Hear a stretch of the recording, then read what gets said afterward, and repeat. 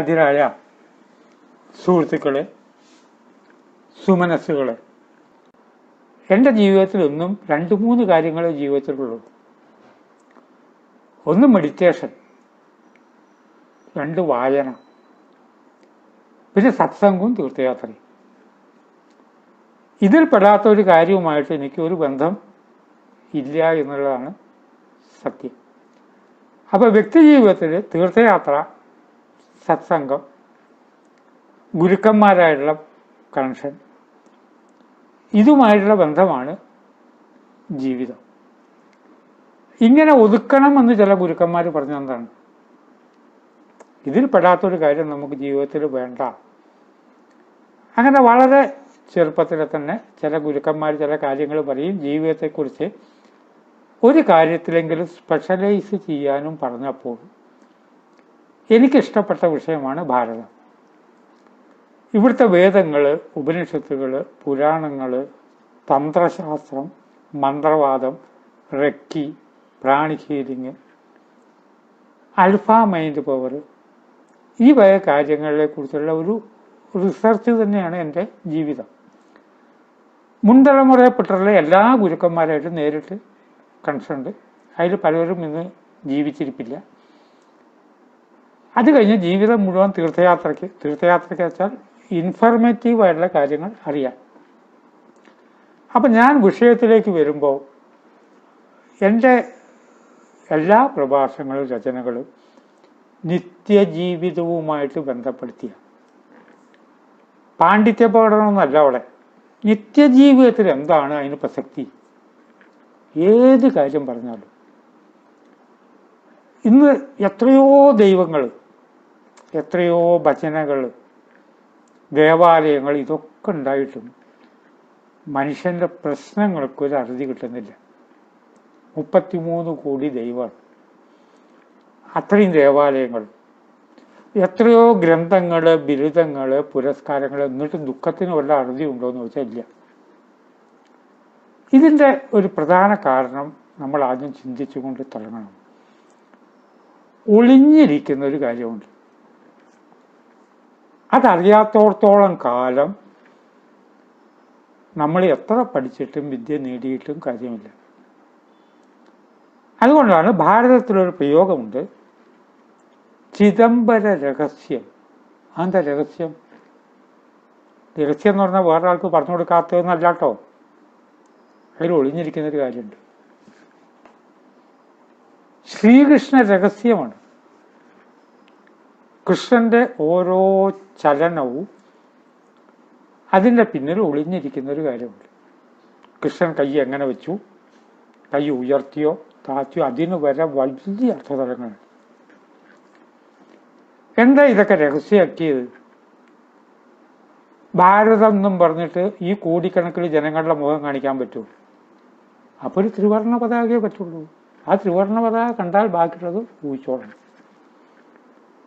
അതുകൊണ്ട് ഗുരുവായൂർ രഹസ്യം എന്ന് പറഞ്ഞാൽ ഇപ്പോഴും ഗുരുവും വായും കൂടി സ്ഥാപിച്ചു എന്നുള്ളത് മാത്രമൊന്നുമല്ല ഗുരുവായൂർ. അതിൻ്റെ പിന്നിൽ രഹസ്യം ഉണ്ട്. ഈ രഹസ്യം നമ്മുടെ മനസ്സുമായിട്ടും നമ്മുടെ ശരീരവുമായിട്ടും ബന്ധമുണ്ട്.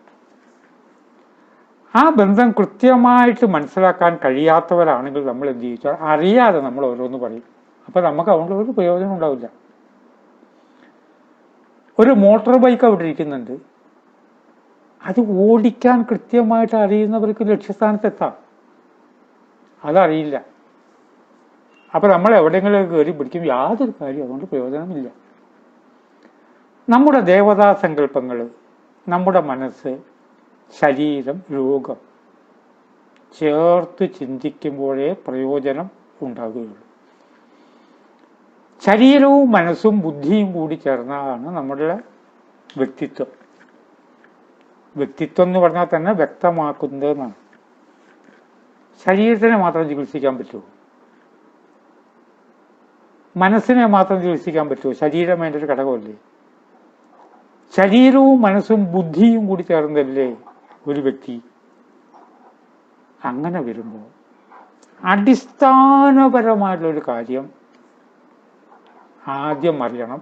എന്തിനാന്ന് വെച്ചാൽ 1 2 3 4 5 6 7 8 9 ആ അക്കങ്ങൾ അറിയാതെ എങ്ങനെ കണക്ക് പഠിച്ചാലും ശരിയാവില്ല. ഈ അക്കം പഠിക്കണം. 9 എന്ന അക്കത്തിൻ്റെ പ്രാധാന്യത്തെപ്പറ്റി പ്രധാനമന്ത്രി പറഞ്ഞപ്പോൾ എനിക്ക് അഭിമാനം തോന്നി. കാരണം 9 എന്ന അക്കം എന്താണ്, അതിൻ്റെ പ്രാധാന്യം എന്താണ്, എന്താ അതിന് നവം എന്ന് വിളിക്കാൻ കാരണം, നവത്തിൻ്റെ മീനിങ് എന്താ, കൃഷ്ണൻ എന്തേ 9ാമത്തെ അവതാരമായത്, ഈ അർത്ഥതലങ്ങളിലേക്ക് ഇറങ്ങി ചെല്ലുമ്പോഴാണ് നമുക്ക് പ്രയോജനം ഉണ്ടാകുക എന്ന് പറഞ്ഞ പോലെ, ഈ അക്കങ്ങളുടെ കാര്യം പറഞ്ഞ പോലെ എല്ലാത്തിൻ്റെ അടിസ്ഥാനം പഞ്ചഭൂതങ്ങളാണ്. പഞ്ചഭൂതങ്ങളുടെ സൃഷ്ടി എന്നല്ല, പഞ്ചഭൂതങ്ങളെ ഇവിടെ ഉള്ളൂ. ഈ പഞ്ചഭൂതങ്ങൾ 5 എന്നുള്ളത് കൃത്യമായിട്ട് അങ്ങോട്ട് വ്യക്തമാക്കിയിട്ട് നമ്മൾ ജീവിതം മുന്നോട്ട് പോകുമ്പോൾ ആരോഗ്യകരമായിട്ടും ശരീരത്തിനും മനസ്സിനും ഗുണം ചെയ്യും. ഭൂതം എന്ന് പറഞ്ഞാൽ ഉണ്ടായിക്കഴിഞ്ഞതെന്നർത്ഥം. ഭൂതം ഉണ്ടായത് അതിവിടെ ഉള്ളതാണ്. അതൊരാൾ സൃഷ്ടിച്ചോ അങ്ങനെയൊന്നും പറയണ്ട, ഇതിവിടെ ഉണ്ട്. ഇത് 5 ഭൂതങ്ങളാണ് എല്ലാത്തിൻ്റെയും അടിസ്ഥാനം. അതിൻ്റെ ഒരു കഷ്ണമാണ് നമ്മുടെ ശരീരം. ശരീരം നിർമ്മിക്കപ്പെട്ടതും ഈ 5 കാര്യങ്ങളെ കൊണ്ടാണ്. ഇതറിയാതെ ഒരാൾക്ക് എങ്ങനെ ആരോഗ്യവാനായി ഇരിക്കാൻ കഴിയുമെന്ന് നമ്മൾ ചിന്തയ്ക്ക് ഞാൻ വിടുന്നു. എന്തുകൊണ്ടാണ് ശരീരം നിർമ്മിക്കപ്പെട്ടതെന്നറിയണ്ടേ? കടലാസ് കുറേ കാലം വെച്ചാൽ ചെതല് കയറി പോകാൻ, നഷ്ടപ്പെടാൻ കാരണം എന്താ? കടലാസ് ഉണ്ടാക്കിയത് പേപ്പർ പൾപ്പ് കൊണ്ടാണ്. അത് ഏന്നുണ്ടാക്കിയ മരം നശിക്കുന്നതാണ്. ഏതൊരു കാര്യം നശിക്കുന്നതാണ്. അപ്പം നശിക്കാത്ത ഒരു അംശം നമ്മൾ നോക്കി മനസ്സിലാക്കി പഞ്ചഭൂതങ്ങൾ എന്താണെന്ന് അറിഞ്ഞു വരുമ്പോൾ ആരോഗ്യകരമായിട്ട് വളരെ നിലനിൽപ്പുണ്ട്. പ്രകൃതി ചികിത്സയെക്കുറിച്ചും സിദ്ധവൈദ്യത്തെക്കുറിച്ചൊക്കെ എനിക്ക് ക്ലാസ് എടുക്കേണ്ടി വരാറുണ്ട്. അപ്പം ഞാനിത് പ്രത്യേകം പറയും. അപ്പോൾ ഒരു ഉദാഹരണം പറയും. ഒരു 40 വർഷമായിട്ട് ഒരു ശ്രീകൃഷ്ണ വിഗ്രഹം ഞാൻ വാങ്ങിയിട്ട് എൻ്റെ വീട്ടിൽ വെച്ചിട്ടുണ്ട്. 40 കൊല്ലത്ത് കൂടുതൽ പഴക്കമുണ്ട്. ഇപ്പം കണ്ടാൽ ഇന്ന് വാങ്ങി വെച്ചാൽ തോന്നുന്നു. പെയിൻ്റ് അടിച്ചോടുന്നില്ല, എപ്പോൾ പെയിൻ്റ് അടിച്ചോ എന്നൊക്കെ തോന്നും. എന്താ കാരണം എന്ന് വെച്ചാൽ അത് കൊണ്ടുവന്ന് വെച്ച ഉടനെ എത്തുമാണ് ഞാൻ ചിന്തിച്ചു, എന്തുകൊണ്ടാണ് അപ്പം ഉണ്ടാക്കിയിരിക്കണം? കടലാസ്, പേപ്പർ പൾപ്പ്, മെഴുകുതിരി, മെഴുക്, കളിമണ്ണ്, ഇതൊക്കെ ആയിരിക്കുമല്ലോ. അപ്പം അതുകൊണ്ടാണ് നിർമ്മിച്ചിരിക്കുന്നത്. അപ്പം അങ്ങനെ വരുമ്പോൾ വല്ലാതെ ചൂട് അതിൻ്റെ അടുത്തേക്ക് ചെല്ലരുത്, വല്ലാതെ തണുപ്പുണ്ടാവരുത്. എന്തുകൊണ്ട് നിർമ്മിക്കപ്പെട്ടുവോ അത് കൃത്യമായിട്ട് മെയിൻറ്റെയിൻ ചെയ്യുമ്പോൾ അതിന് പുതുമ നിൽക്കും. അങ്ങനെയാണെങ്കിൽ ശരീരം എന്തുകൊണ്ടാണ് നിർമ്മിക്കപ്പെട്ടത്? ലോകം എന്തുകൊണ്ടാണ്?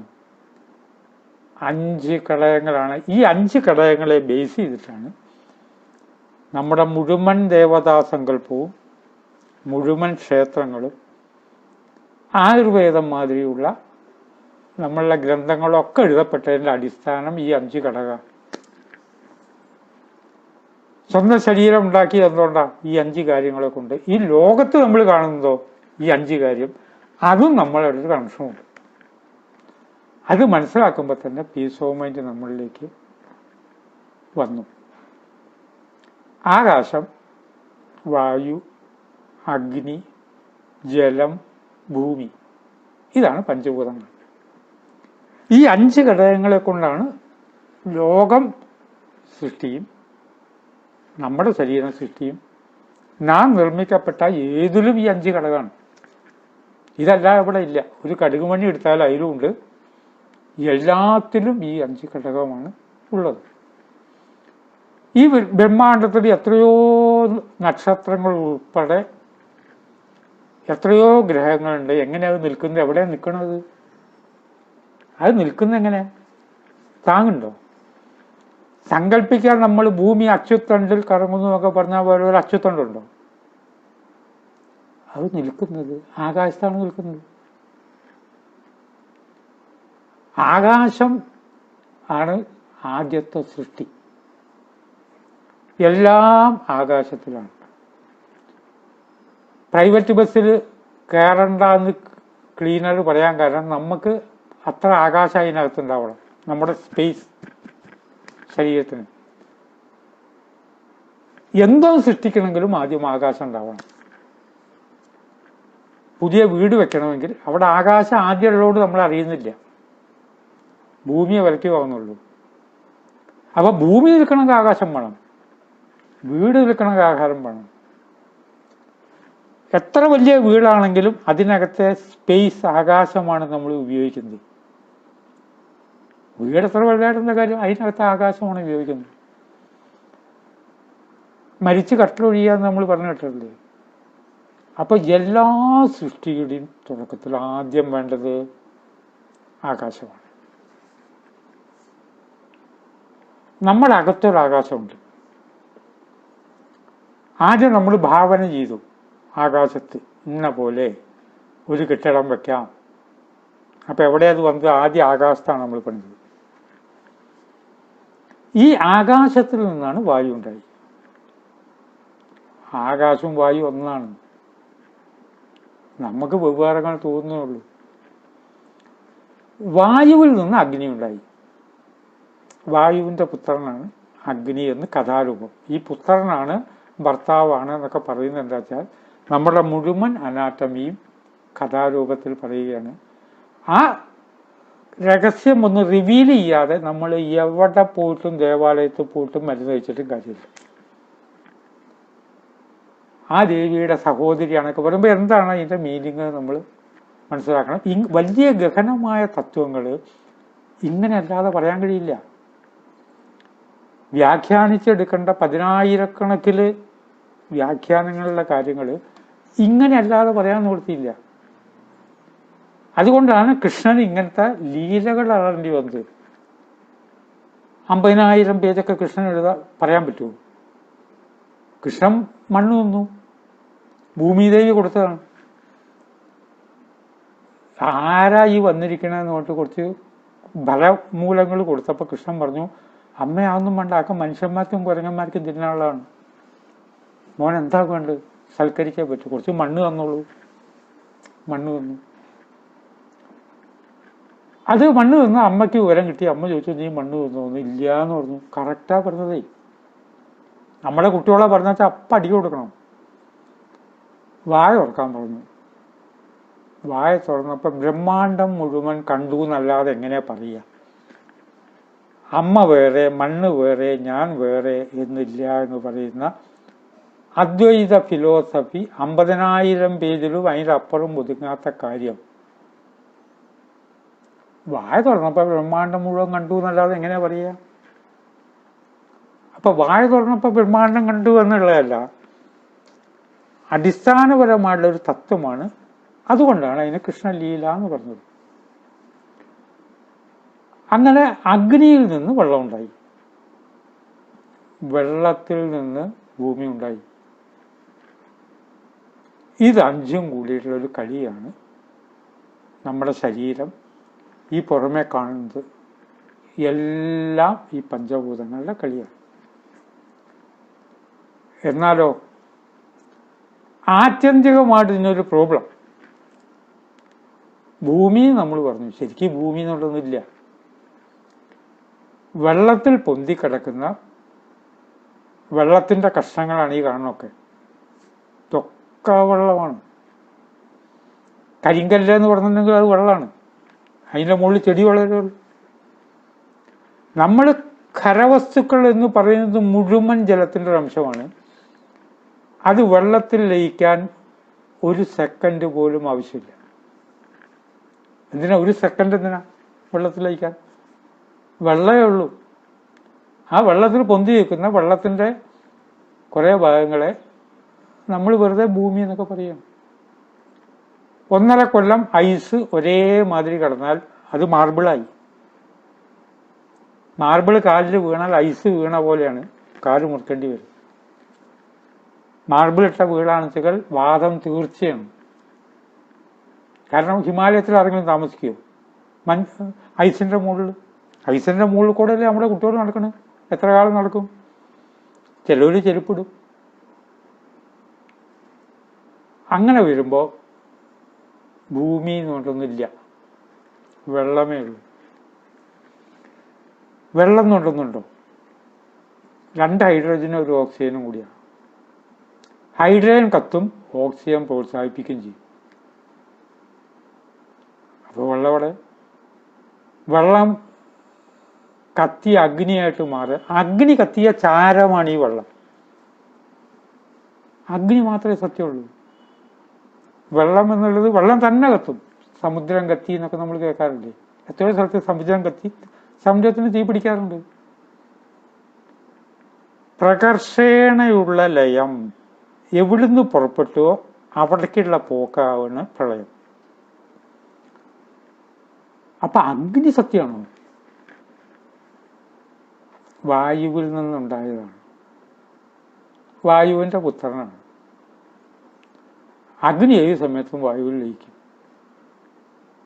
വായുവിന്റെ ഗുണവും അഗ്നിയുടെ ഗുണമൊക്കെ ഒന്നല്ലേ? എന്താ, ഫാൻ ഓൺ ചെയ്യുമ്പോൾ കാറ്റ് കിട്ടി, തോർത്തുകൊണ്ട് ഉണങ്ങാൻ കാരണം എന്താ? ആ കാറ്റിൽ അഗ്നിയുണ്ട്, അഗ്നിയാണത്. അപ്പൊ അഗ്നി എന്നൊന്നും സത്യമല്ല, വായു എന്നുള്ളതാണ് സത്യം എന്ന് പറയാൻ പറ്റുമോ?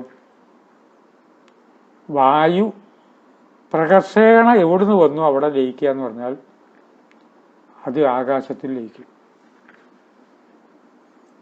ആകാശമുണ്ടോ? ഇല്ല എന്ന് എല്ലാവർക്കും അറിയാവുന്ന കാര്യമല്ലേ. അതല്ലേ ബ്ലാക്ക് ഹോൾ തിയറി. അതിൻ്റെ കഥാരൂപമാണല്ലോ എല്ലാവരെയും ആകർഷിക്കുന്നത് കൃഷ്ണന്റെ കളർ എന്താ? കറുപ്പ് നിറത്തിലേക്ക് എല്ലാം ആകർഷിക്കപ്പെടും. അതിൻ്റെ കഥാരൂപമാണ്. കൃഷ്ണൻ ആരെ കൊന്നുവെച്ചു അവരെ മാത്രമേ അർജുനന് കൊല്ലാൻ കഴിഞ്ഞിട്ടുള്ളൂ. കൃഷ്ണനിലേക്ക് എല്ലാം ആകർഷിക്കപ്പെടും എന്ന് പറഞ്ഞാൽ ഈ കറുപ്പിലേക്ക് എല്ലാം ആകർഷിക്കും. കറുപ്പ് നിറത്തിൻ്റെ പ്രത്യേകത അതാണ്. അപ്പൊ പഞ്ചഭൂതങ്ങളിൽ ചേരുകയും നമ്മുടെ പുരാണവും കഥകളും ഉപനിഷത്തുകളും വേദങ്ങളും ഒക്കെ ഒരു വ്യത്യാസമില്ലാതെ കറക്റ്റാണ് എന്ന കാര്യം നമുക്കറിയാതെ നമ്മൾ എന്ത് ചെയ്യുന്നു? അറിയാത്തോണ്ട് നമ്മൾ എന്തെങ്കിലുമൊക്കെ പറഞ്ഞു. അപ്പൊ ഈ 5ന്റെയും ചേരുവയിൽ മനുഷ്യന് ചിന്തിക്കേണ്ട ഒരു കാര്യമുണ്ട്. പഞ്ചഭൂതങ്ങൾ 5നെ കൊണ്ടാണ് നമ്മളെ സൃഷ്ടിക്കപ്പെട്ടത്. പക്ഷെ നമുക്ക് പ്രായമാവുന്നു, വാർദ്ധക്യം വരുന്നു, രോഗം വരുന്നു. നമ്മളിൽ ഒരു ആകാശമുണ്ട്. ആകാശം എന്ന് പറഞ്ഞാൽ നമ്മുടെ ബോഡിയുടെ അകത്ത് മുഴുവൻ ആകാശം. വയറിൻ്റെ അകത്ത് മാത്രമല്ല, കണ്ണിനകത്തുമല്ല, ഓരോ സെല്ലിനകത്തും ആകാശം. ഓരോ പരമാണു നമ്മുടെ ശരീരത്തില്ലേ, അതിൽ 90% സ്പേസാണ്. കാരണം എന്താ വെച്ചാൽ ഫാൻ 3 ലീഫ് വെച്ച് കറങ്ങണം. 3 ലീഫ് വെച്ച് കറങ്ങുമ്പോൾ കുറേ സ്പേസ് ഒക്യുപ്പൈ ചെയ്ത് നമുക്ക് തോന്നുകയാണ്. വളരെ കുറച്ച് സ്പേസ് ഉപയോഗിക്കുന്നുള്ളൂ ഫാൻ. ഇതുപോലെ അകത്ത് ആറ്റം കറങ്ങിക്കൊണ്ടിരിക്കുകയാണ്. ആ കറങ്ങിക്കൊണ്ടിരിക്കുമ്പോൾ അതിനകത്ത് മുഴുവൻ ഗ്യാപ്പാണ്. നമ്മുടെ എല്ലിൻ്റെ അകത്തും ഒക്കെ ഗ്യാപ്പാണ്. 90% ആകാശം ഈ കാണുന്ന മുഴുവൻ. പുറമേക്ക് മനസ്സിലാവുന്നില്ല. ആകാശത്തിന് വാർദ്ധക്യമായോ? അങ്ങനെ ഉണ്ടോ? ആകാശത്തിന് രോഗമുണ്ടോ? അപ്പോൾ ആകാശം കൊണ്ട് സൃഷ്ടിക്കപ്പെട്ട ഒന്നിനും രോഗം വരാൻ പാടില്ലല്ലോ. 2, വായു നമ്മുടെ ബോഡിയിൽ നിലനിർത്തുന്നത് വായുവാണ്. ശ്വാസഭുക്തിയാണ്. എല്ലാ തത്വങ്ങളും ശ്വാസഭുക്തിയായിട്ട് ബന്ധപ്പെട്ടതാണ്. അത് യോഗയെക്കുറിച്ച് ക്ലാസ് എടുക്കുമ്പോൾ വിസ്തരിക്കുന്ന ഒരു വിഷയമാണ്. ആ ആദ്യത്തെ ശ്വാസം വലി മുതൽ അവസാനത്തെ ശ്വാസം വലിക്കുമ്പോൾ വായുവിന് അവിടെ പ്രായ കൂടുതൽ. വാർദ്ധക്യം വന്ന വായു ഉണ്ടോ? ഇല്ല. പിന്നെ ഏറ്റവും പ്രധാനപ്പെട്ടാണ് അഗ്നി.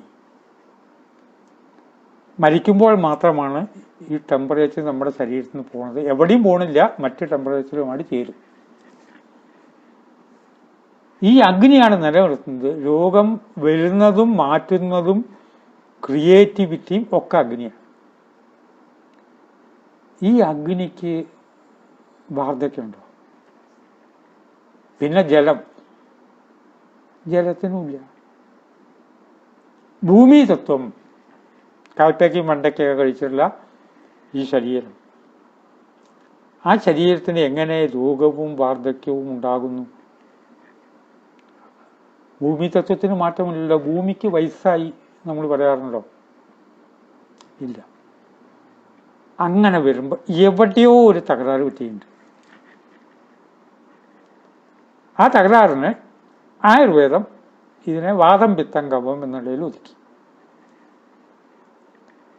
ഓരോ ശാസ്ത്രവും, സിദ്ധവൈദ്യം അല്പസ്വല്പം അങ്ങോട്ടും ഇങ്ങോട്ടൊക്കെ മാറ്റമുണ്ടെങ്കിലും സിദ്ധവൈദ്യവും പറഞ്ഞു മനുഷ്യൻ അരോഗദൃഢഗാത്രനായിട്ട് ജീവിക്കേണ്ടതാണ്. എന്നിട്ടോ എന്തേ പറ്റിയേ? എവിടെയോ ചില അബദ്ധം പറ്റിയിട്ടുണ്ട്. അതെന്താ നമുക്ക് ഒന്ന് ചിന്തിക്കാം കൂട്ടായിട്ട്. എവിടെയപ്പോൾ അബദ്ധം പറ്റിയത്? എന്തൊക്കെയോ ഒന്ന് മറന്നുപോയി.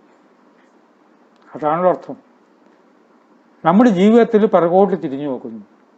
അവനവൻ്റെ ജീവിതത്തെക്കുറിച്ച് നമ്മളിങ്ങനെ ഇടയ്ക്കിടയ്ക്ക് വിലയിരുത്തും. ഞാൻ വിലയിരുത്താറുണ്ട്. എൻ്റെ 66 പുസ്തകങ്ങളുണ്ട്. എവിടെയെങ്കിലും ടൈം എനിക്ക് വേസ്റ്റായി പോയിട്ടുണ്ടോ? ജീവിതത്തിലൊരു 10 മിനിറ്റ് വേസ്റ്റായിട്ടുണ്ടോ എന്ന് ചിന്തിക്കണം. എവിടെയെങ്കിലും അബദ്ധം പറ്റിയോ? പശ്ചാത്താപം കൊണ്ടല്ല കാര്യം, പൂർവാതാപം. പശ്ചാത്തപിച്ചിട്ട് എന്താ കാര്യം? കാര്യങ്ങൾക്ക് നഷ്ടപ്പെട്ടില്ലേ? ഇന്നിത് സംസാരിക്കുമ്പോൾ ഏറ്റവും മനസ്സിനെ മതിച്ച ഒരു കാര്യവും കൂടി ചേർത്ത് പറയുകയാണ്. കൊറോണ കാലഘട്ടമാണ്.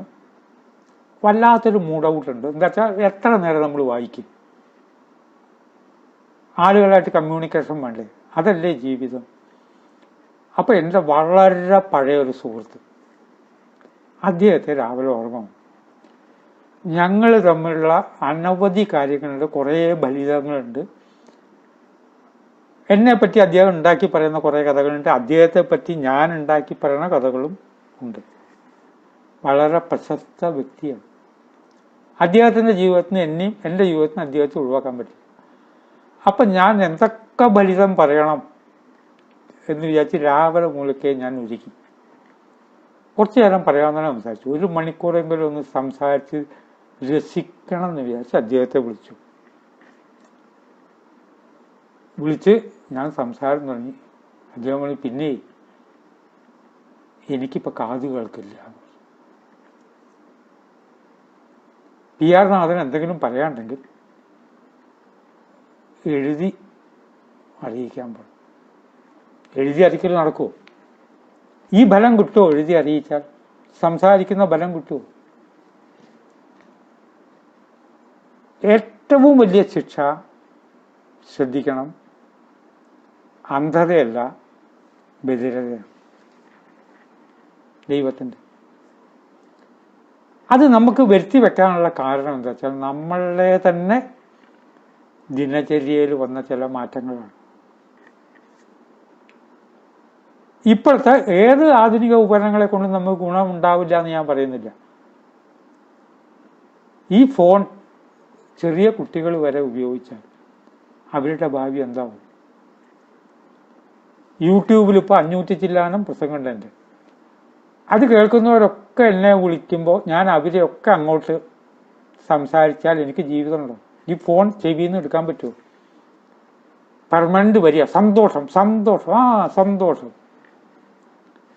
ഫോൺ കട്ട് ചെയ്യണ്ടേ?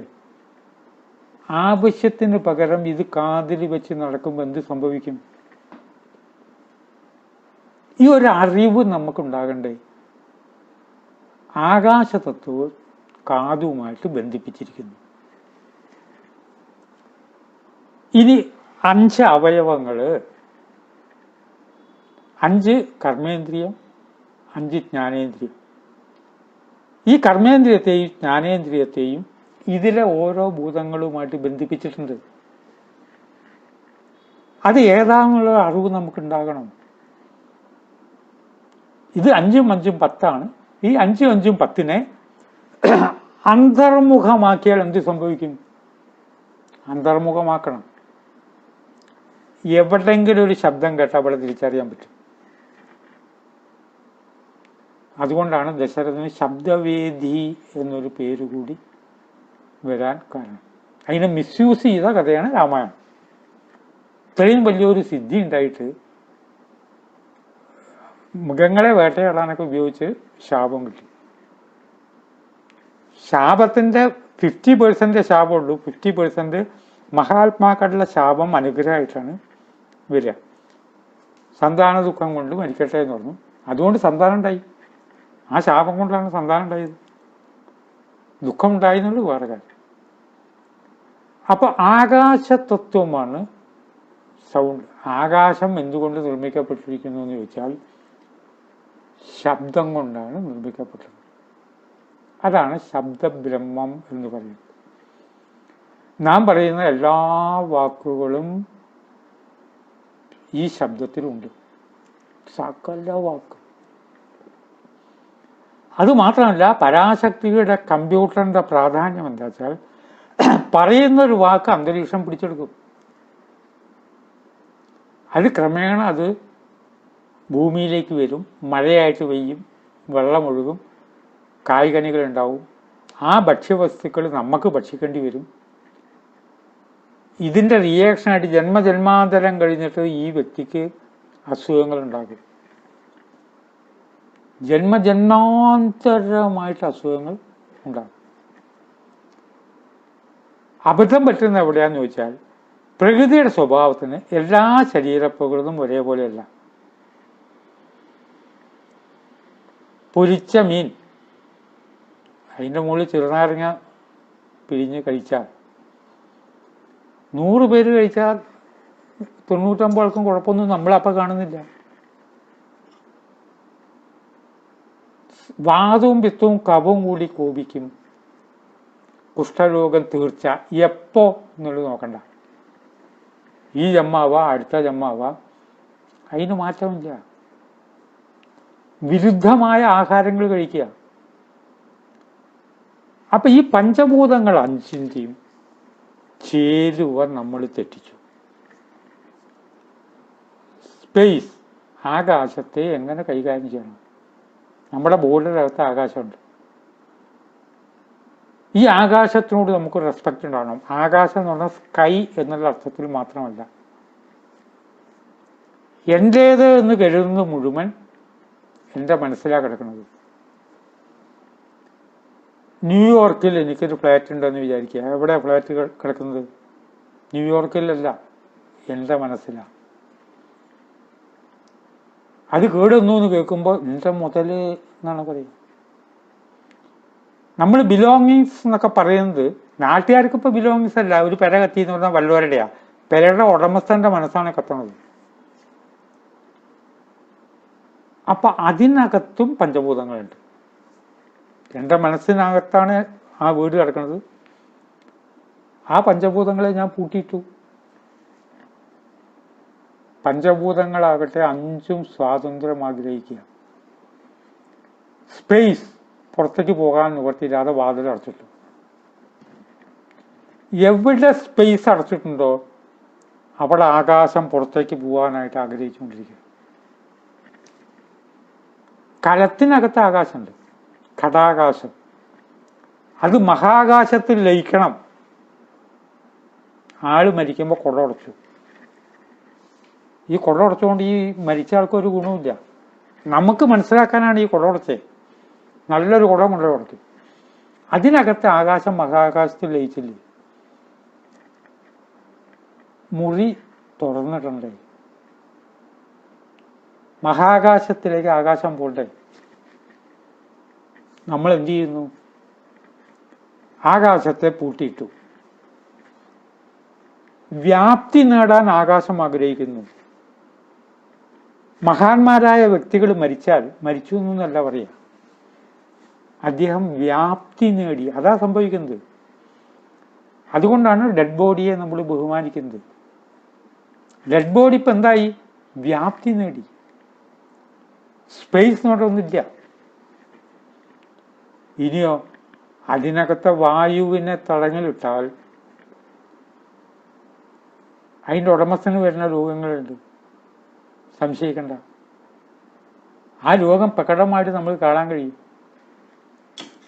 മനുഷ്യ ശരീരത്തിൽ ആധാരചക്രങ്ങളുണ്ട്. ആധാരചക്രങ്ങളെ നോക്കി ആ വ്യക്തിയുടെ ഓറ കണ്ടുപിടിക്കാവുന്ന സിസ്റ്റമുണ്ട്. അതിന് യന്ത്രമൊന്നും വേണ്ട. നമുക്ക് ട്രെയിനിങ് കൊടുക്കുന്ന കേന്ദ്രങ്ങളുണ്ട് ഭാരതത്തിൽ.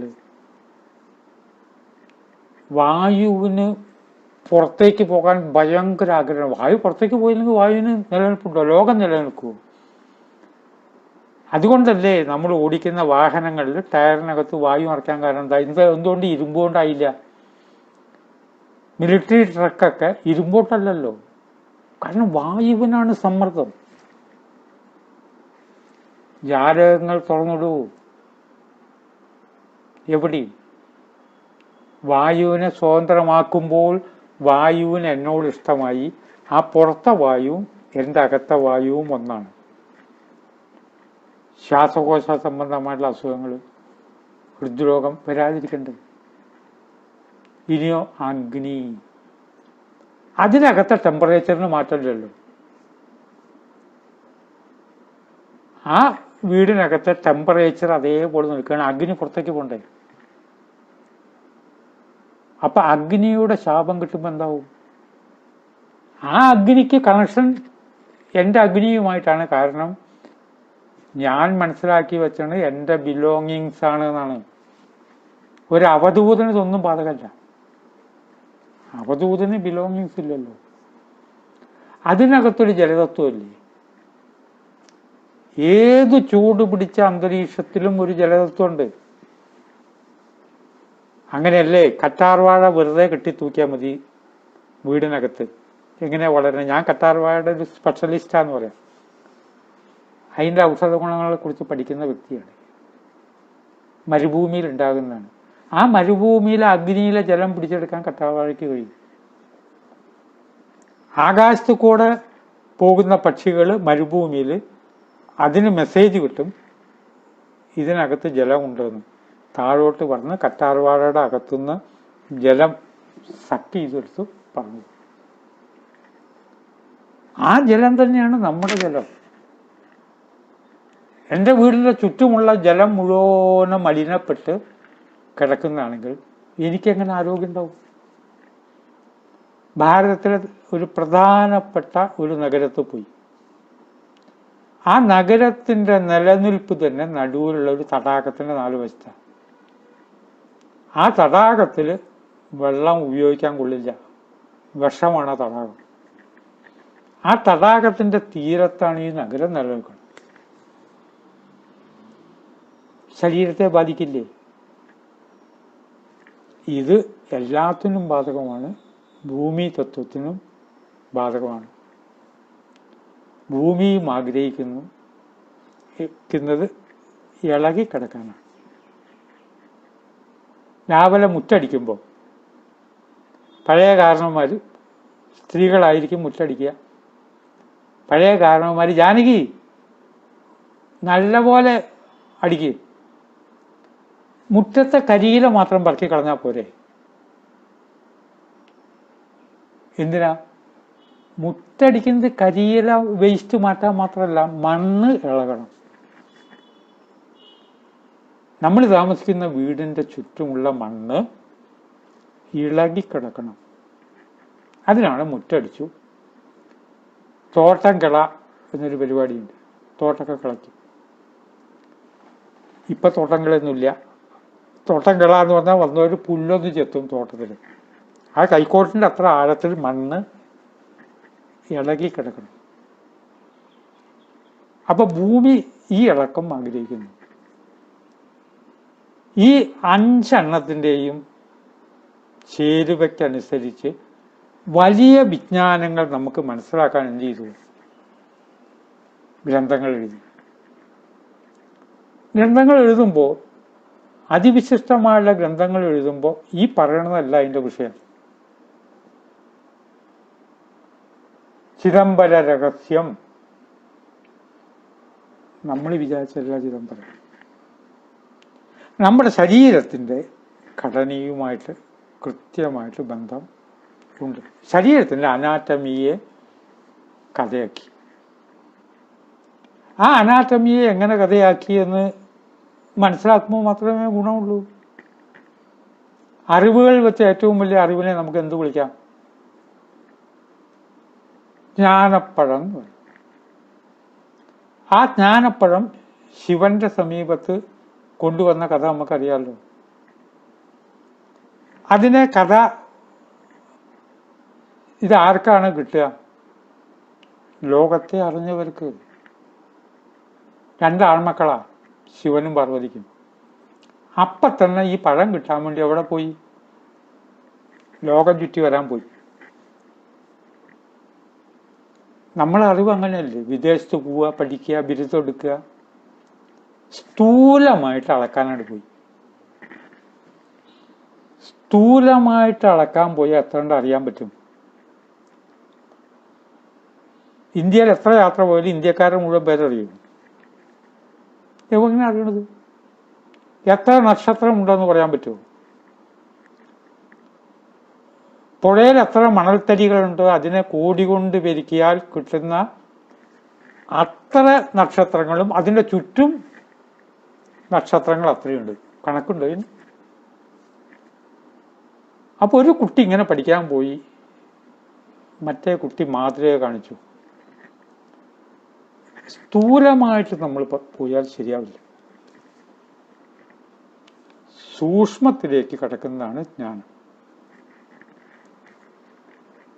ചോറ് വെന്തോ നോക്കാൻ സ്ഥാലീ പുലാകന്യായേന എന്ന് പറഞ്ഞാൽ ഒരു പറ്റ് നമുക്ക് അല്ലാതെ പറ്റുമോ? രക്തം പരിശോധിക്കാനായിട്ട് ബോഡിയിലത്തെ രക്തം മുഴുവൻ എടുത്ത് പരിശോധിക്കാൻ പറ്റുമോ? ഇല്ല. അപ്പം നമ്മൾ ഒന്നിലേക്ക് നീങ്ങുന്നു, സൂക്ഷ്മത്തിലേക്ക് നീങ്ങുന്നു. അങ്ങനെ ശാസ്ത്രങ്ങളുണ്ട്. ഇപ്പം ഇതിൻ്റെ ഒരു പ്രഭാഷണം ഉണ്ടായിരുന്നു ഒരിടത്ത്.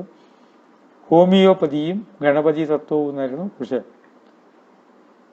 അപ്പം ആദ്യം അത് കേൾക്കുന്ന ആളുകൾക്ക് അത് രണ്ടും തമ്മിൽ എന്താ ബന്ധം നോക്കി, പിന്നെ പറഞ്ഞു വരുമ്പോഴാണ് രണ്ടും ഒന്നാന്ന് അറിയണത്. മറ്റേ കുട്ടി പറഞ്ഞു, ഇങ്ങനെ പോയിട്ട് കാര്യമില്ല, അകത്തേക്ക് തിരിയണം, മെഡിറ്റേറ്റ് ചെയ്യണം. മെഡിക്കേഷൻ എന്നുള്ളതെന്നാണ് മെഡിസിൻ എന്നുള്ള വാക്ക് വന്നത്. ആ വാക്കിന്റെ ഉത്ഭവം അങ്ങനെയാണ്. നാം എന്തൊക്കെയോ മറന്നു.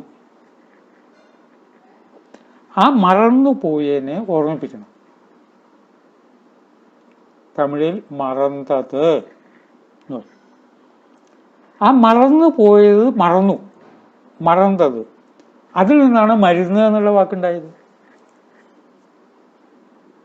ഇപ്പം മെഡിറ്റേറ്റ് എന്നുള്ളതിന് മെഡിസിൻ ഉണ്ടായതുപോലെ മറന്നുപോയ ചില കാര്യങ്ങൾ ഓർമ്മിപ്പിക്കുന്ന വ്യക്തിയുടെ പേരാണ് ഭിഷഗ്വരൻ. നമ്മൾ പറയണ പോലെ ഗുളികയും സാധനങ്ങളും കൊടുക്കുന്നതല്ല. നിങ്ങൾ ചിലത് മറന്നു. ഞാൻ വ്യക്തിപരമായിട്ട് പറഞ്ഞാൽ ഒരൗഷധവുമില്ലാതെ ഏത് രോഗവും മാറ്റാമെന്ന അഭിപ്രായക്കാരനാണ്. അത് മനസ്സിലാക്കുന്ന വ്യക്തികൾക്കുള്ള ക്ലാസ്സാണ് എൻ്റെ രീതി. ധാരാളം പേരെ സ്വാധീനിക്കാനായിട്ട് കഴിഞ്ഞിട്ടുണ്ട്. ഒന്നും വേണ്ട, മറന്നത് ഓർമ്മിപ്പിക്കുക. എന്തുകൊണ്ടാണ് ശരീരം ഉണ്ടാക്കപ്പെട്ടത്? ഇപ്പോഴത്തെ ജീവിതം നിങ്ങളുടെ എങ്ങനെയാണ്? നിങ്ങൾ എന്തിനാ ഈ ശിവക്ഷേത്രത്തിൽ പോയിട്ട് ശിവന് ധാര ഒഴിക്കുന്നത്? കാരണം ശിവൻ ചൂട് പിടിക്കും. ആറ്റമിക് സെന്ററിലൊക്കെ വെള്ളം ധാര കൊടുക്കണം. ശിരസിന് ചൂട് പാടില്ല, തണുത്തിരിക്കണം. ഹിമാലയം ജംബുദ്വീപത്തിൻ്റെ ശിരസാണ്. അവിടെ എപ്പോഴും തണുപ്പുമാണ്. എത്രയോ വർഷമായിട്ട് കുളിക്കാത്ത ഒരു പേഷ്യന്റിനെ ഉണ്ട്. കൗൺസിലിംഗ് വന്നപ്പോൾ അന്വേഷിച്ചപ്പോഴല്ലേ രഹസ്യം അറിയണത്. വർഷങ്ങളായിട്ട് കുളിക്കാതിരിക്കുക. എന്തായിരിക്കും ശിരസിൻ്റെ? ഒരു ദിവസം കുളിക്കാതിരുന്ന് എങ്ങനെ ഇരിക്കും?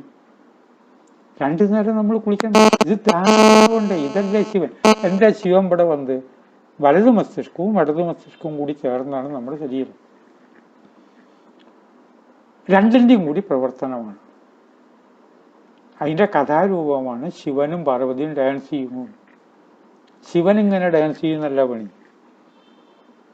വലതു മസ്തിഷ്കം ഇങ്ങനെ ചിന്തിക്കുന്നു, ഇടതു മസ്തിഷ്കത്തിൽ വേറെ ചിന്തകളും വരുന്നില്ല.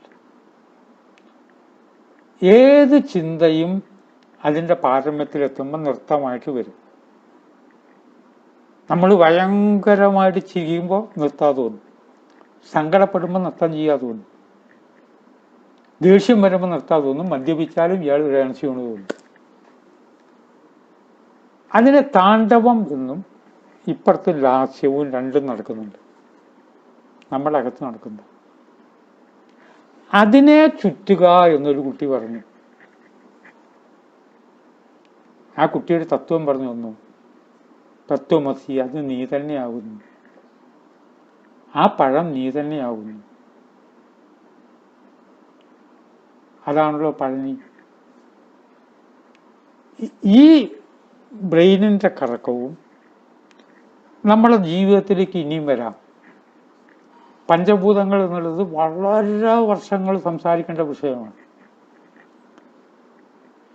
ഈ വിഷയം തന്നെ വേറെ പറഞ്ഞിട്ടുണ്ടല്ലോ. ഞാൻ പറഞ്ഞു തലക്കെട്ട് അത് പറഞ്ഞു എന്നേ ഉള്ളൂ. കാരണം ഇത് അത്രയും ആഴത്തിൽ പോകേണ്ട കാര്യമാണ്. ഈ ആഴത്തിൽ പോകുമ്പോൾ അതിൻ്റെ ഗുണം ഉണ്ടാകണം. മനുഷ്യർക്ക് ഇത്ര മാനസിക ക്ലേശം ഉണ്ടാകാൻ പാടില്ല. നമുക്ക് ഇത്രയും ദേവതകളുണ്ടല്ലോ. ആ ദേവതകൾ എന്തിനെ പ്രതിനിധീകരിക്കുന്നു നമുക്കറിയണ്ടേ. അപ്പൊ ഈ പഞ്ചഭൂതങ്ങൾ ഇന്ന് വാർദ്ധക്യമില്ല എന്ന് ഞാൻ ആദ്യം പറഞ്ഞു. പിന്നെ എങ്ങനെയാ മനുഷ്യ ശരീരത്തിന് വാർദ്ധക്യം ഉണ്ടായത്? ആകാശം, അങ്ങനെ ആകാശത്തല്ലല്ലോ. ആകാശം എന്ന് പറഞ്ഞാൽ നമ്മൾ ആകാശത്തിനെ നമ്മൾ അടച്ചിട്ട് വാർദ്ധക്യമാക്കില്ലേ, AC റൂമാക്കിയില്ലേ.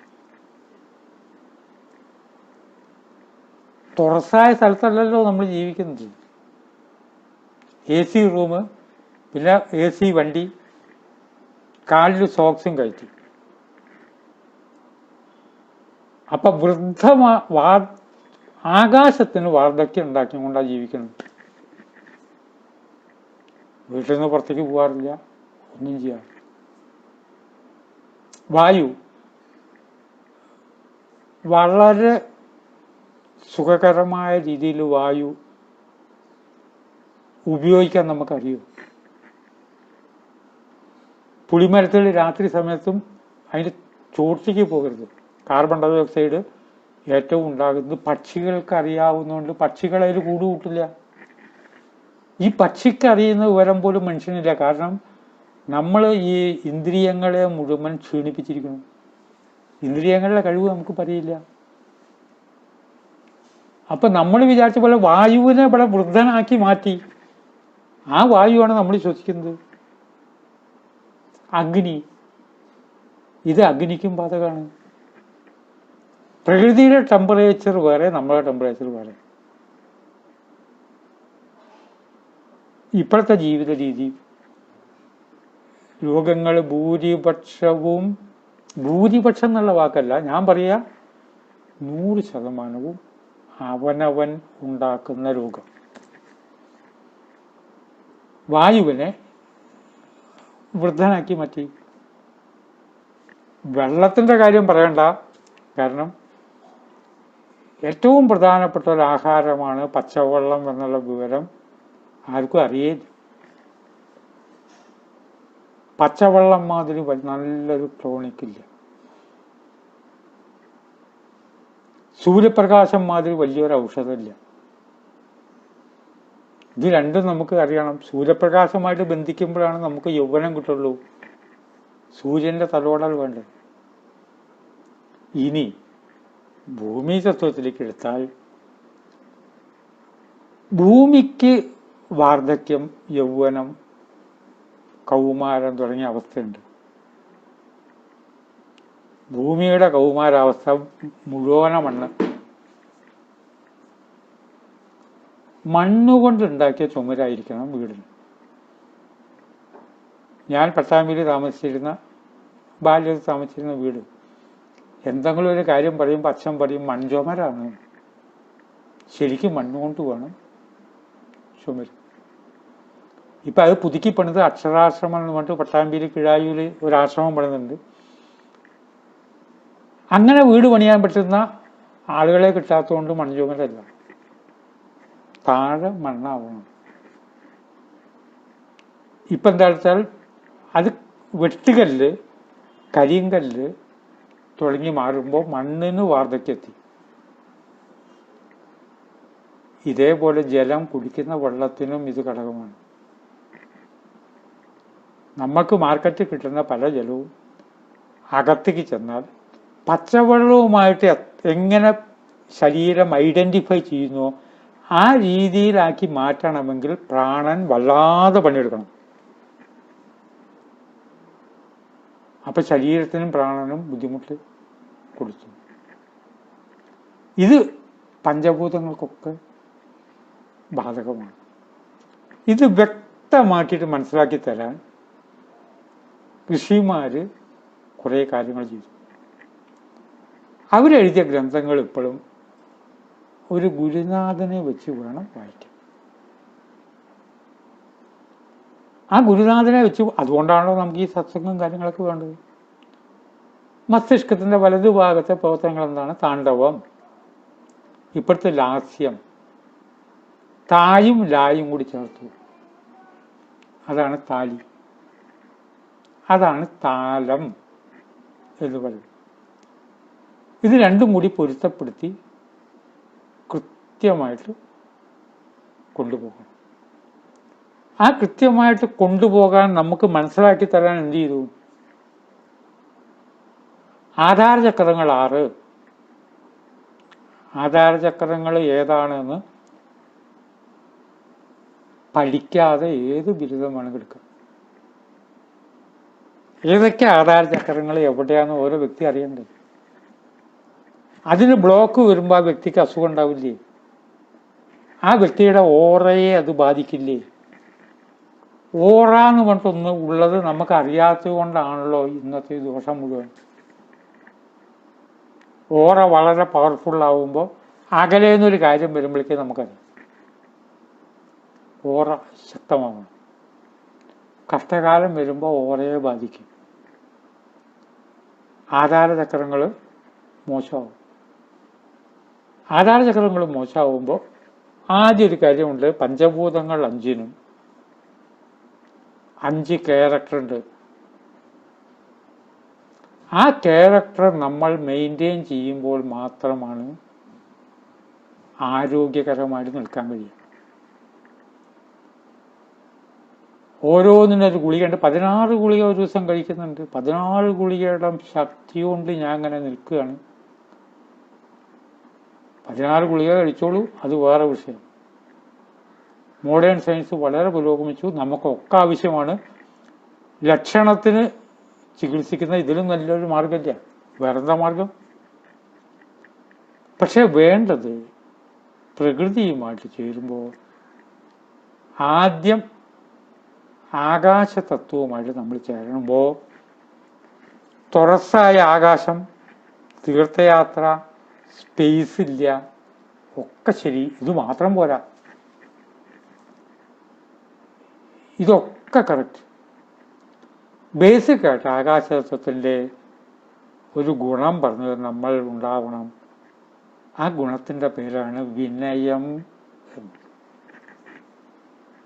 വിനയമില്ലെങ്കിൽ ഒരു കുഴപ്പമില്ല, പോലീസ് പിടിക്കുന്നില്ല. എന്താ വിനയം? ഒരു കർമ്മം നാം ചെയ്യുന്നു എന്ന് ചിന്തിച്ചാൽ അതിൻ്റെ പേരാണ് അഹങ്കാരം. അഹത്തിന് ആകാരമുണ്ടാകുന്നതാണ് അഹങ്കാരം.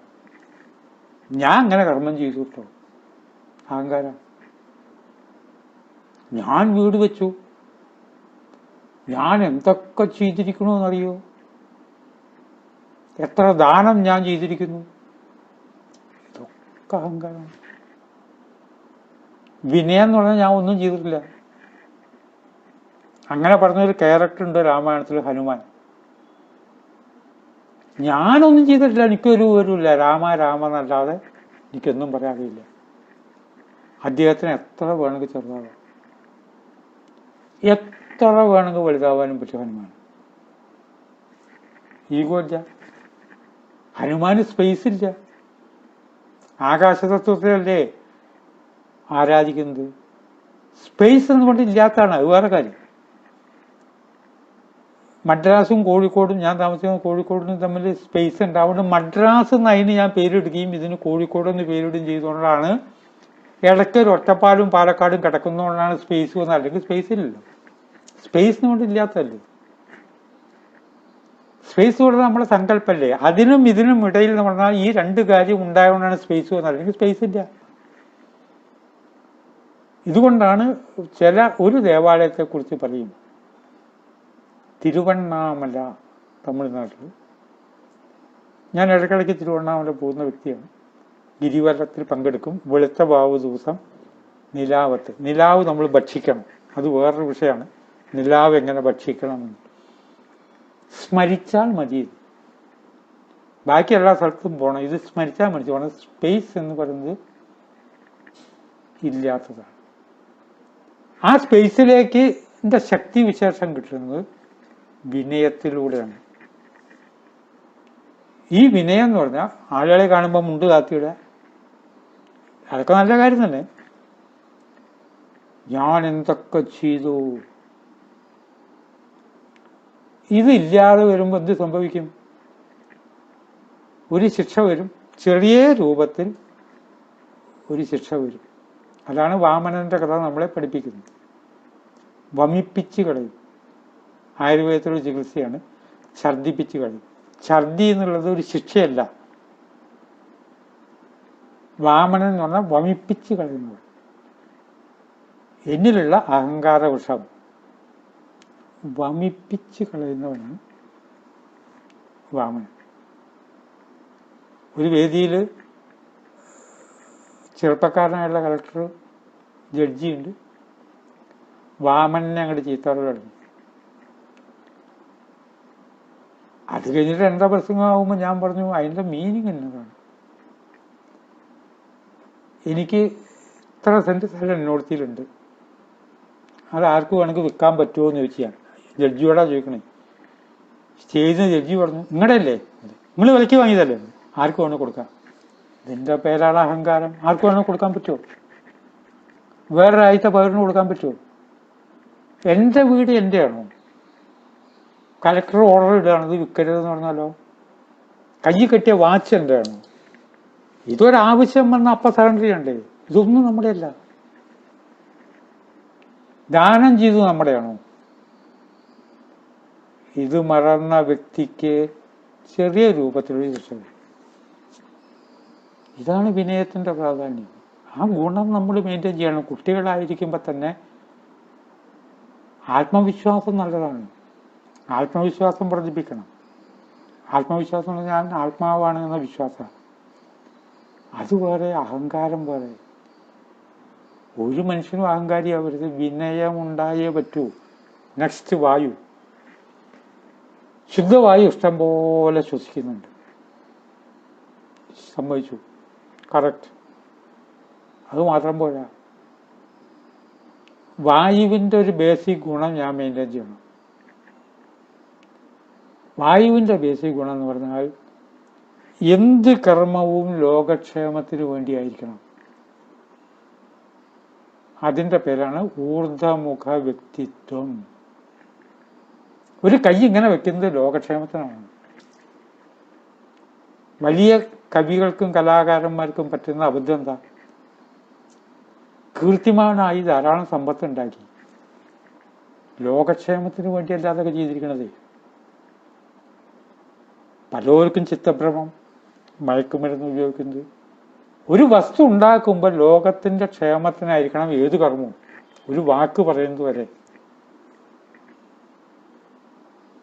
ഈ ലോകക്ഷേമത്തിൽ നിന്ന് മാറുമ്പോൾ എന്താ? ഈ ഊർധമുഖ വ്യക്തിത്വത്തിലേക്ക് ലോകത്തെ ഉയർത്തുന്നവർക്ക് ഈ അസുഖങ്ങളൊന്നും വരില്ല. ഏതൊക്കെ അസുഖമാണെന്ന് ഞാൻ പറയുന്നില്ല. ആ അസുഖമുള്ളവർക്ക് ഇനി വിഷമം ഉണ്ടാക്കിയിട്ട്. 3 അഗ്നി. അഗ്നി മെയിൻറ്റെയിൻ ചെയ്യാൻ ഇടയ്ക്കൊന്ന് വെയിൽ കൊള്ളണം. നമ്മുടെ ബോഡിയുടെ ടെമ്പറേച്ചർ കൃത്യമാക്കിയാൽ മാത്രം പോരാ. നീതിബോധം എന്നുള്ളത് അഗ്നിയുടെ ക്യാരക്ടറാണ്. 10 ഇല പൊട്ടിച്ചു കൊണ്ടുവരാൻ പറഞ്ഞ ഒരാൾ, നമ്മൾ പോയി 9 കിട്ടിയുള്ളൂ. ഇയാളിപ്പോൾ അത് എണ്ണി നോക്കാനൊന്നും പോകുന്നില്ല. അവിടെ ഒരു കള്ളത്തരം വന്നു. അത് ഒരു പോലീസും പിടിക്കില്ല. നീതിബോധം നമുക്കുണ്ടായേ പറ്റും, ഇല്ലെങ്കിൽ സൂക്കട് വരും. നീതിബോധം ഇല്ലാത്തവർക്ക് വരുന്ന രോഗങ്ങളുണ്ട്. ജലം, തണുത്ത വെള്ളം അടുക്കളയിൽ കുടിക്കണം. ഞാൻ രാവിലെ എണീറ്റാൽ വെറും വയറ്റിലൊരു ഗ്ലാസ് വെള്ളം കുടിച്ചുകൊണ്ടാണ് ജീവിതം പോകുന്നത്. പ്രധാനമായിട്ടുള്ള ആഹാരം പച്ചവെള്ളമാണ് എന്നുള്ളൊരു സത്യമാണ്. എല്ലാവരും അറിയാൻ വേണ്ടി പറയുകയാണ്. അല്ലാത്ത അങ്ങനെ അതിവിശിഷ്ടമായിട്ടുള്ള ആഹാരമൊന്നും കഴിക്കില്ല. രാവിലെ എപ്പോഴും വെള്ളച്ചോറ് ഉണ്ടെങ്കിൽ വെള്ളച്ചോറ് കഴിക്കും. രാത്രി കുറച്ച് കഞ്ഞി, കിടക്കുമ്പോൾ ഒരു ഗ്ലാസ് പച്ചവെള്ളം. വെള്ളത്തിന് വലിയ ഗുണമുണ്ട്. ആ വെള്ളത്തിൻ്റെ ഗുണം ശതഗുണീഭവിക്കണമെങ്കിൽ നമ്മളിൽ കാരുണ്യം എന്ന ഗുണം ഉണ്ടാകണം. കാരുണ്യം വെള്ളത്തിൻ്റെ ഗുണം. ഏതിനോടും കാര്യം ഉണ്ടാകും. വൃക്ഷങ്ങളോട്, ചെടികളോട്, വ്യക്തികളോട്. നമ്മളായിട്ടുള്ള ബന്ധമില്ലാത്ത വ്യക്തികൾ അങ്ങനെയില്ല. അവർക്ക് നല്ലത് വരാൻ പ്രാർത്ഥിക്കണം. വൃക്ഷങ്ങൾ തിരിച്ചറിയണം. ഞാൻ വൃക്ഷങ്ങളോട് വർത്തമാനം പറയുന്നത് അത് വേറെ വിഷയമാണ്. എങ്ങനെ വൃക്ഷങ്ങളോട് വർത്തമാനം പറയാമെന്നുള്ള വിഷയം ഇപ്പം ഞാൻ കിടക്കുന്നില്ല. വൃക്ഷങ്ങൾക്ക് മനസ്സുണ്ട്. അവിടെ ഇരുന്നിട്ട് നമ്മൾ പറയുന്നതൊക്കെ അവർ കേൾക്കുകയാണ്. സംസാരിക്കുമ്പോൾ ശ്രദ്ധിക്കണം. ചെടികൾ കേൾക്കും. കറ്റാർവാഴ, മുത്തുള്, തളിതാമ, അങ്ങനെ കുറേ സെൻസിറ്റീവായിട്ടുള്ള ചെടികളുണ്ട്. അവരടുത്തുനിന്ന് സംസാരിക്കുമ്പോൾ സൂക്ഷിക്കണം. ഈ കാരുണ്യം നമുക്ക് ഉണ്ടായേ പറ്റൂ. ആ കാരുണ്യമില്ലാത്തവർക്ക് വരുന്ന രൂപം ഉണ്ട്. ഇനി ഭൂമി തത്വം. കയപ്പയ്ക്കും മണ്ടയ്ക്കൊക്കെ കഴിച്ചു, ചോറും കൂട്ടാനൊക്കെ കഴിച്ചു. ഭൂമി തത്വമാണ്. അപ്പോൾ ഓക്കെ ആയോ? കുറച്ച് മരുന്നും കഴിച്ചു. ഭൂമിയുടെ പെർമനന്റ് ക്യാരക്ടറാണ് ക്ഷമ. ക്ഷമയില്ലാതെ പറ്റില്ല. ഓപ്പറേഷൻ കഴിഞ്ഞ ഡോക്ടർ വെയിറ്റ്. ക്ഷമയില്ലാതെ ഒന്നും നേടാൻ പറ്റില്ല. ക്ഷമയില്ലാതെ വരുമ്പോൾ എന്തായി? പ്രഷർ വർദ്ധിച്ചു. പ്രഷർ ആവശ്യത്തിന് വേണം, പക്ഷെ അത് വർദ്ധിക്കും. അപ്പോൾ ബുദ്ധിമുട്ടായി. കുട്ടികൾക്ക് ക്ഷമയില്ലാതെ പോകുന്നു. ഏതൊരു വ്യക്തിക്കും ഏതൊരു കാര്യത്തിനും ആദ്യം ക്ഷമയുള്ളവരാണ് വിജയിക്കുന്നത്. അത് ഭൂമിയുടെ ക്യാരക്ടറാണ്. തീർന്നില്ല. ഒരു പ്രഭാഷണത്തിൽ പഞ്ചഭൂതങ്ങൾ മുഴുവൻ ഒതുക്കാൻ പറ്റില്ല. ഇനി ഭൂമിയുടെയും വായുവിൻ്റെയും വെള്ളത്തിൻ്റെയും നിറങ്ങളുണ്ട്. ആ നിറങ്ങളുമായിട്ടും എങ്ങനെ നമ്മൾ സഹകരിക്കുന്നു എന്നുള്ളത് കൂടി ചേർന്ന വിഷയമാണ്. ഇതൊക്കെ മനസ്സിലാക്കാൻ എന്ത് ചെയ്തു? ഋഷീശ്വരന്മാരെ അറിയൂ. ആധാരചക്രങ്ങളെക്കുറിച്ച് പഠിപ്പിക്കാൻ ഋഷിമാർ ചെയ്ത ഏറ്റവും വലിയ കാര്യം മുരുകൻ്റെ 6 പടൈ വീടുകൾ. ഇതിലൊന്നും പഠിക്കണ്ട. മൂലാധാരം തിരുപ്പറക്കുണ്ട്രം. അവിടെ ഒരു ഗുഹയാണ്. നമ്മുടെ മൂലാധാര ചക്രം ശരീരത്തിൻ്റെ എവിടെയാണെന്ന് ആലോചിച്ച് നോക്കൂ. സ്വാധിഷ്ഠാന ചക്രം തിരിച്ചെന്തൂർ. നമ്മുടെ സ്വാധിഷ്ഠാന ചക്രം മൂത്രസഞ്ചിയുടെ അടുത്താണ്. അത് സമുദ്രതീരത്താണ്, വെള്ളത്തിൻ്റെ അടുത്താണ്. അതുകൊണ്ടാണ് അതുമാത്രം പർവ്വതത്തിൻ്റെ മുകളിലല്ല, ജലതത്വമാണ്. മണിപൂരകം അഗ്നിതത്വം ഏറ്റവും മനോഹരമായത്. അതുകൊണ്ടാണ് പഴനി ഏറ്റവും സൗന്ദര്യമുള്ളത്. അതിൻ്റെ പേരാണ് മുരുകൻ. അത് വർത്തമാനകാലമാണ്, മണിപൂരക ചക്രമാണ്. ഇങ്ങനെ സ്വാമിമല, തിരുത്തണി, സഹസ്രാരം പഴമുതിർ ചോല മധുരക്കടുത്ത. അവിടെ നിന്നൊക്കെ പോകുമ്പോൾ ആലോചിക്കണം, പഴമുതിർ ചോല ആ പേര് തന്നെ വ്യക്തമാണ്. ഇത്രയും വ്യക്തമാക്കിയിട്ട് അവിടുത്തെ പൂജാവിധികളും തത്വങ്ങളും മുഴുവൻ നമ്മുടെ ശരീരത്തിനും ആരോഗ്യത്തിനും ചേർന്ന രീതിയിലേക്ക് ആക്കി മാറ്റുമ്പോൾ നാം അത് പഠിക്കേണ്ട ഏത് ക്ഷേത്രത്തിൽ പോകണമെന്ന് നമ്മൾ അറിയണ്ടേ? ഗർഭിണിയാണ്, ആ ഗർഭിണിയെ സംരക്ഷിക്കുന്ന ദേവതയുണ്ട്, ഗർഭരക്ഷാംബിക ക്ഷേത്രം തിരുച്ചിനാപ്പള്ളിയിലാണ്. ആ ക്ഷേത്രത്തിൽ പോകുമ്പോൾ നമ്മളിത് അറിയണ്ടേ?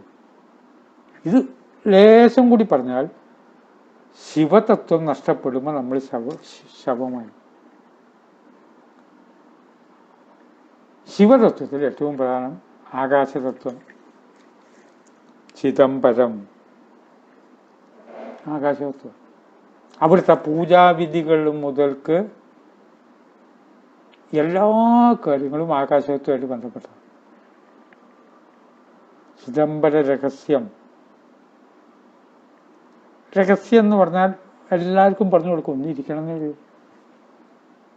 ഏത് കാര്യത്തെ പറ്റിയിട്ടും കുറച്ച് രഹസ്യം ഉണ്ട്. അത് കുറച്ച് സമയം ഇല്ലാതെ എങ്ങനെ പറയാൻ പറ്റും? ഏതൊരു കാര്യവും വളരെ അകലെയെന്നൊക്കെ കാണാൻ വന്നിട്ട് ചില കാര്യങ്ങളെ പറ്റി പറയുമ്പോൾ ഒരു 6.5 മണിക്കൂർ കൂടുതലൊക്കെ സംസാരിക്കാൻ പറ്റുമോ? ഇപ്പോൾ കേന്ദ്ര ഗവൺമെൻറ്റിൻ്റെ ആർക്കൈവ്സ് വിഭാഗം, പൈതൃക വിഭാഗം എൻ്റെ ഒരു ഇൻ്റർവ്യൂ ഷൂട്ട് ചെയ്ത് ഡൽഹിക്ക് കൊണ്ടുപോയിട്ടുണ്ട്. അതൊക്കെ 6 മണിക്കൂറൊക്കെയുണ്ട്. 6 മണിക്കൂറായതുകൊണ്ട് ഇതൊന്നും വക്ക് കടിക്കാൻ പറ്റില്ല. ചിദംബരം കണ്ട് വായു കാളഹസ്തി, കാളഹസ്തിയിലൊന്ന് പോയി നോക്കൂ ക്ഷേത്രത്തിൽ. അഗ്നി തിരുവണ്ണാമല, അതുകൊണ്ടാണ് അഗ്നിക്ക് പ്രാധാന്യവും. ചിത്ര പൗർണമി നാളിൽ തിരുവണ്ണാമല പർവ്വതത്തിൻ്റെ മുകളിൽ വലിയൊരു പന്തം കത്തിച്ച് വെക്കുന്നു. അവിടുത്തെ എല്ലാ പൂജാവിധികളും ഇതാണ്. ജലം തിരുവാനക്കാവ് തിരുച്ചിനാപ്പള്ളി, ശിവലിംഗം വെള്ളത്തിൽ വന്ന് മൂടും. ആ വെള്ളം പമ്പ് ചെയ്ത് കളഞ്ഞിട്ടാണ് അവിടെ പൂജ നടത്തുന്നത്. ഭൂമി തത്വം കാഞ്ചീപുരം. അപ്പം ആ ക്ഷേത്ര സങ്കല്പം ഒന്ന് ആലോചിച്ചു. ഈ ആധാരചക്രങ്ങളെ മുഴുവൻ ബേസ് ചെയ്തിട്ടുള്ള ക്ഷേത്രങ്ങൾ തമിഴ്നാട്ടിൽ ഈ 6 പറഞ്ഞു. ഇന്ത്യക്ക് ഒരുമിച്ചൊരു വാസ്തുവുണ്ട്. വാസ്തുവിനെ കുറിച്ചും കൂടി പഠിക്കുന്നത് നമുക്ക് നല്ലതാണ്. നമ്മുടെ സങ്കല്പം എങ്ങനെയാണോ അതിനനുസരിച്ചൊരു വാസ്തു ഉണ്ട്. ഒരു മതിൽ വെട്ടുമ്പോൾ 2 ജംബുദ്വീപത്തിനൊരു വാസ്തുണ്ട്, ഭാരതത്തിനൊരു വാസ്തുണ്ട്. അതിൽ മൂലാധാരമാണ് കാഞ്ചീപുരം.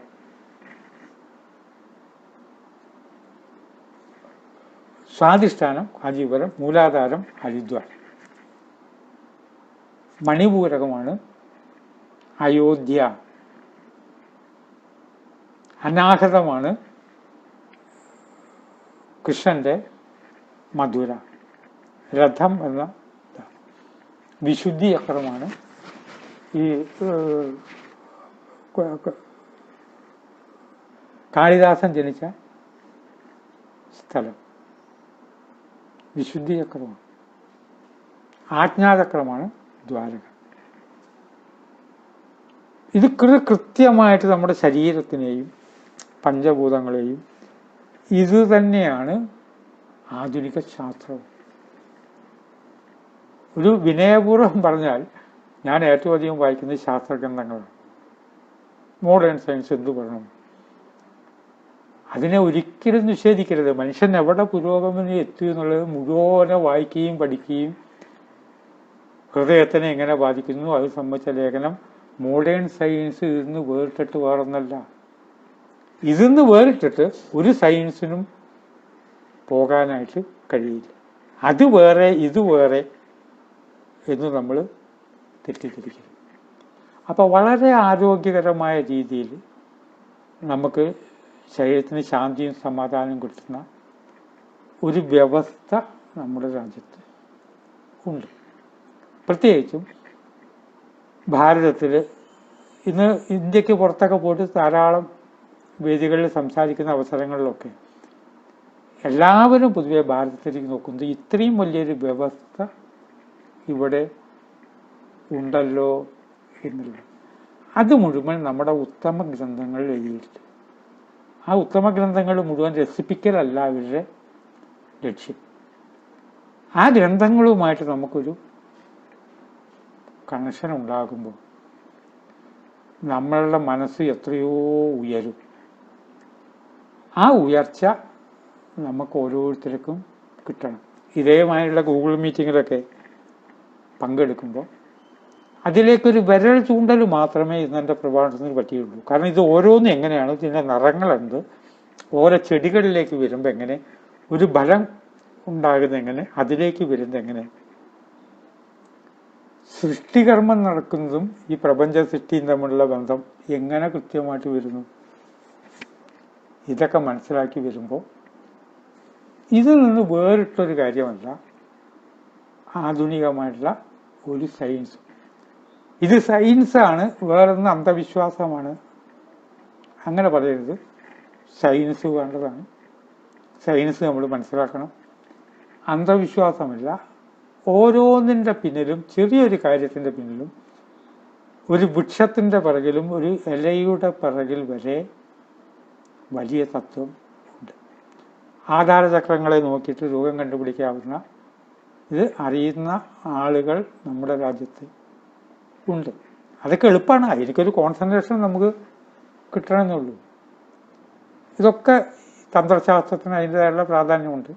അതൊക്കെ ഒന്ന് ഇരുന്ന് പഠിക്കണമെങ്കിൽ ഒന്ന് ഇരിക്കേണ്ടി വരും എന്നുള്ള കഴിഞ്ഞ് വേറൊന്നുമില്ല. ഇതൊക്കെ നമ്മളൊന്ന് മനസ്സിലാക്കിയിരിക്കുന്നത് നല്ലതാണെന്നും ഇതേമാതിരി ഇന്നത്തെ കൂട്ടായ്മയെ പറ്റിയിട്ട് എനിക്കറിയില്ല. ഇടയ്ക്ക് വർത്തമാനം പറയണമെന്ന് പറയുമ്പോൾ പ്രഭാഷകൻ പട്ടാഭികുമാർ ഇതൊക്കെ ശരിയാക്കി വെച്ച് തരുമ്പോൾ ഞാൻ സംസാരിക്കൽ മാത്രമേ എനിക്ക് പറ്റുള്ളൂ. ബാക്കി കാര്യങ്ങളെക്കുറിച്ചൊന്നും അത്ര വലിയൊരു പിടുത്തമില്ല. എങ്ങനെയൊക്കെ ഈ ആധുനികതയും പുതിയ ഫോണും ഒക്കെ വന്നപ്പോൾ അത് എങ്ങനെ കൈകാര്യം ചെയ്യണമെന്നുള്ളത് അറിയില്ല. എങ്കിലും എനിക്ക് വേണ്ടപ്പെട്ട പലവരും തൃശ്ശൂർ ധാരാളം സുഹൃത്തുക്കളുണ്ട്. ഗോയിമാഷ് എനിക്ക് വേണ്ടപ്പെട്ട ആളാണ്. ഇങ്ങനെ എനിക്ക് സംസാരിക്കാൻ അവസരം അതിന് 1 മണിക്കൂറോളം സംസാരിച്ചോളാൻ പറഞ്ഞു. 1 മണിക്കൂറായി ഉണ്ടാവും എന്ന് ഞാൻ വിചാരിക്കുകയാണ്. സാധാരണഗതിയിൽ പലതും വിവരിക്കുമ്പോൾ ചുരുക്കേണ്ടി വരാറുണ്ട്. എനിക്ക് അനുഭവിച്ച സമയം കഴിഞ്ഞു. ഇങ്ങനൊരു സാഹചര്യത്തിലേക്ക് എനിക്ക് സ്വാതന്ത്ര്യത്തോടു കൂടി സംസാരിക്കാൻ അവസരം തന്ന സുഹൃത്തുക്കളോട് നന്ദി പറഞ്ഞുകൊണ്ട് വാക്കുകൾ ഉപസംഹരിക്കുന്നു. നമസ്കാരം.